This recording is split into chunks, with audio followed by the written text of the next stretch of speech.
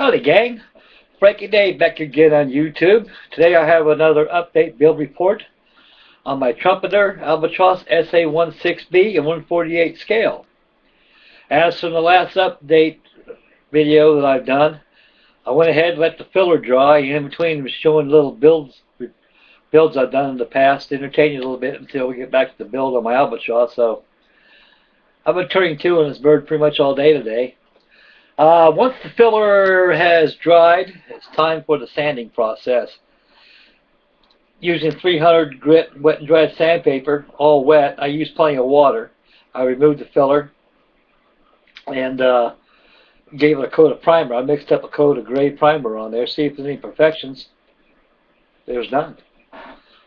That shows you how keen this kit goes together. You know, it's just a very smattering amount of filler is needed on these trumpeter kits because they're pretty well engineered to make sure that the fits are very precise when they mate together. As of now, I'm letting it dry a little bit. Then pretty soon I'll go back and I'm going to go ahead and build the undercarriage and get the undercarriage installed. And I'll work on the engine nestles, the engines themselves. And my goal is to achieve this build using the sub-assembly method. I want to make sure with most certainty that the fuselage and the center wing, the engine nacelles, the engines, and the undercarriage, and other sundry parts that go to the fuselage are completed entirely as a whole. Then all that's left is the outer wing panels and the floats, and go ahead with the final paint scheme, which is all flat aluminum. It's come along pretty good. And I'd like to share with you the update build report on it.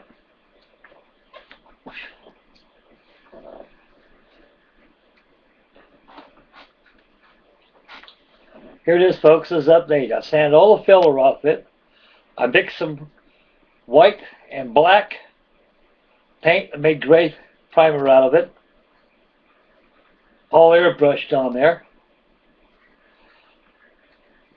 The openings to the cockpit area where the emergency panel is at has been all masked down. The door back here has been all masked, keep overspray for entering the interior parts, which has been painted. I want no overspray in there.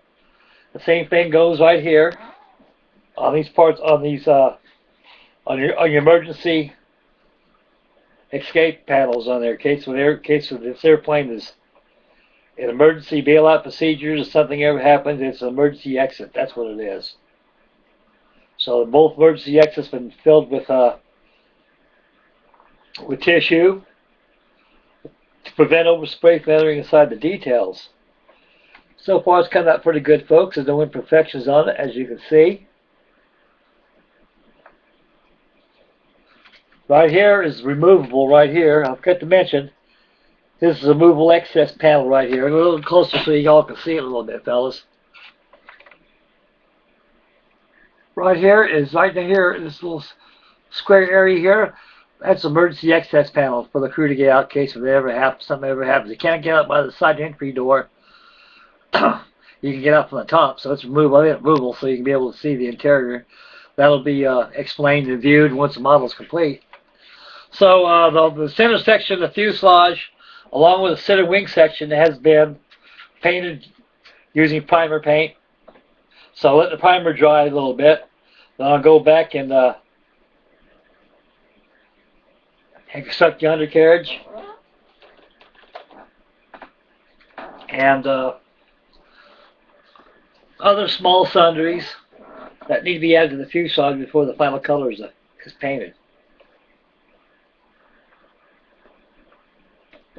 I've been on my search engine, which is Google, trying to find that there's a company out there that's going to make that wide walkaway on top of the wing and fuselage surface of the Albatross.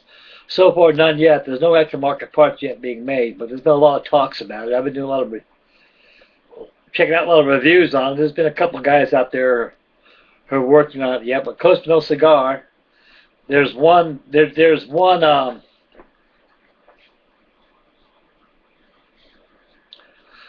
there's one section on there showing a dry fit of the airplane by itself, actually being assembled in its entirety without the use of filler and paint. So actually, more or less, is like a trial assembly, you know, without the aid of using filler. And so far, without filler, it looks pretty good. You can actually paint it without filling in your seams or any gaps. There's no gaps at all in this kit, guys. So this is a very beautiful airplane. It goes together quite well. Like I say, what needs to be filled is very, very small. It's not that much. All you do is apply your filler on the areas like I described on my last video. And once those are sanded out, just apply your filler to make certain that all imperfections have been eliminated before the final color is on. And so far, I'm pretty satisfied with it. So I think I'm going to drive for another hour or so and go back and do a little assembly on it like undercarriage. I want to follow suit to my goal. And it's a fast build airplane. There's a lot of parts to it though, but I don't want to go too fast on it. I just want to kind of take my time and do it right. Like I say before, guys, building model airplanes and ships requires lots of time. So take your time. The more time you spend on your model, the better it's going to look. Because I want to tell you something. These right here, your ohos, your eyeballs, they will tell you a yay or nay. Because you don't want to hurry up and build a model and airbrush it and paint it together to finish it and set it aside and admire your work and look at it, and you see boo-boos on there. It can be overcome by using filler and primer paint. That's the general idea of building these things. You got to make sure there's primer on there. A lot of guys go ahead and build a model, don't prime it, they appreciate it, and that's it.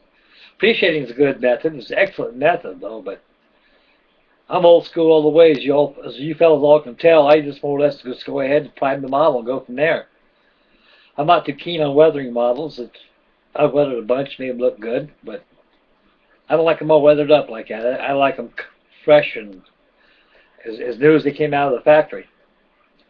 Any weathering's done on it, exhaust stains, that's about it. No more, no less. But this is a good kit. I'm very happy with it. I'm very satisfied with it. And anybody who wants to tackle this kit, you can use my YouTube as a building reference to it. And there's reference out there on the search engine on Google.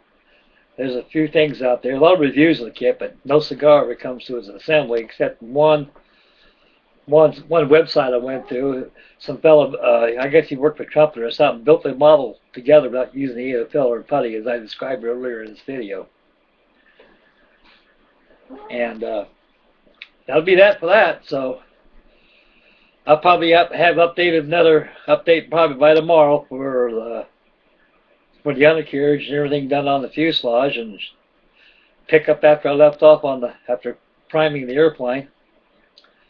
And in between, I'll sneak in a couple of builds for you fellas. And again, I appreciate very deeply from the bottom of my heart all the great replies I'm getting from you fine fellas on my collections. My collections have never received so much recognition since I built them. Like I say, I'll build them, put them in a box, let them sit for decades on end.